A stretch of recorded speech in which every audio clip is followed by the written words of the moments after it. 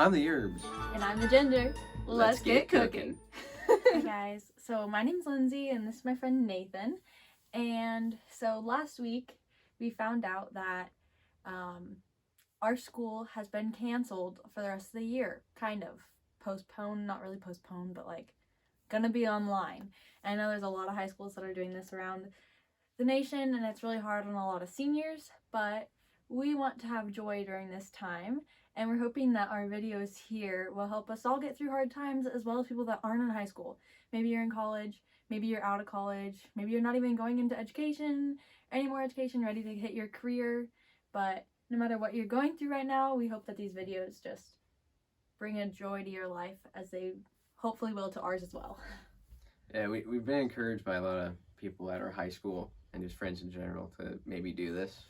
People know that we're strange individuals. I mean, I have a Minion Band-Aid on right now. Battle scars from ping pong. Yeah. So we're definitely odd.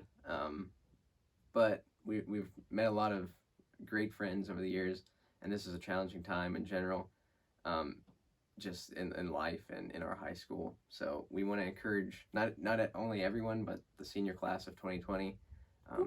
Yeah, we're graduating. We're graduating, maybe. Kinda. Maybe. So we hope that this is a fun thing that we can do for everyone. For sure. So this video that we have today is a more serious video, but I think it'll be very encouraging, so stay tuned to hear the rest.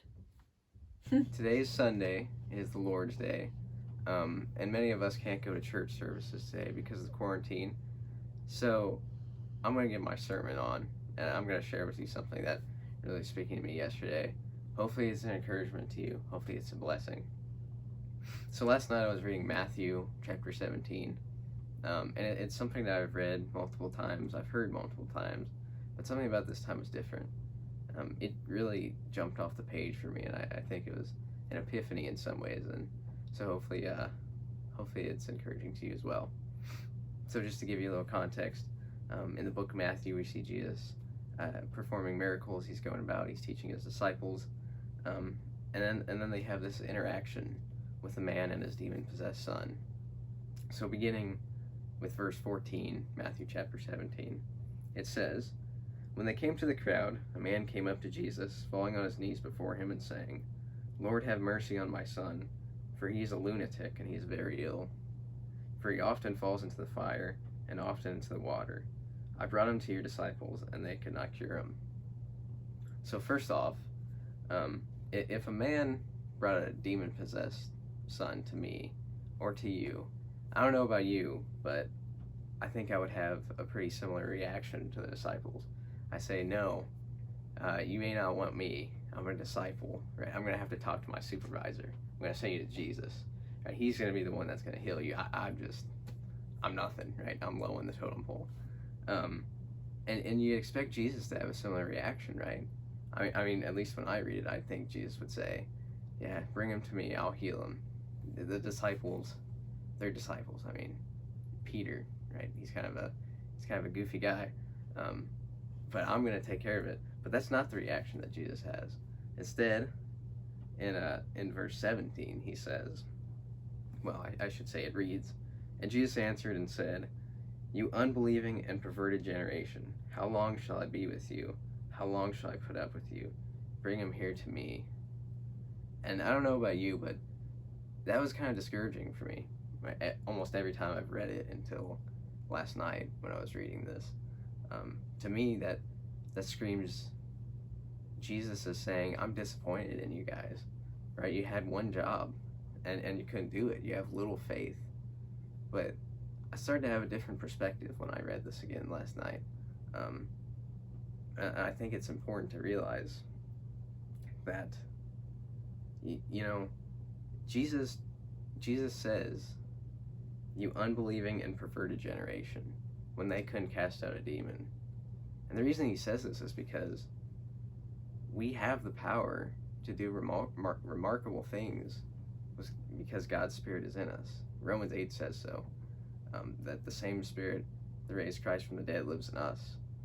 And that's powerful, right? How many times in our life do we say, this fear, this addiction, this worry, this problem, this pain, coronavirus, this quarantine, it's all too much. I can't handle it, right? If Jesus was here on earth, if only he was here as a man again, we could go and everything would be all right. But instead, Jesus says, you unbelieving and perverted generation, you have the power to do this. You can. And the disciples ask him about this. They say, why could we not drive it out? And Jesus says, because of the littleness of your faith. For truly I say to you, if you have faith the size of a mustard seed, you will say to this mountain, move from here to there, and it will move, and nothing will be impossible to you. Now we could have a whole conversation on what faith actually means. I think a lot of people have a misconception of what it is. But Jesus is saying, if you had the audacity and the boldness to just ask, if you had the audacity to believe that the Spirit of God is in you, then you could do remarkable things. So I hope that's encouraging for you today. I hope whatever you're facing, whatever the fear is, this coronavirus, it's going to pass. Whatever you're dealing with today, I hope you're encouraged to know that the Spirit of God is within you, and you have the power to do amazing things. I hope that the truth in that message brings you as much encouragement as it did for us. And in the next episode, we will do a thing, and we hope that you watch that thing. So until that thing happens, stay safe, have fun. See you next time. See you next time. What am I saying? Is this going to be a blooper reel? This is definitely going to We be should have a blooper. blooper reel. We can. Look, we're new folks. Okay. Okay. Back off. Take it easy. Quit. Put down the keyboard, all right? Well, howdy, y'all. That's stupid. I'm not going to. As it did for us. In the next episode. Oh, you have to say it right after. I thought you were going to do more than that. You're I'm recording, aren't you? I'm going to put it in one of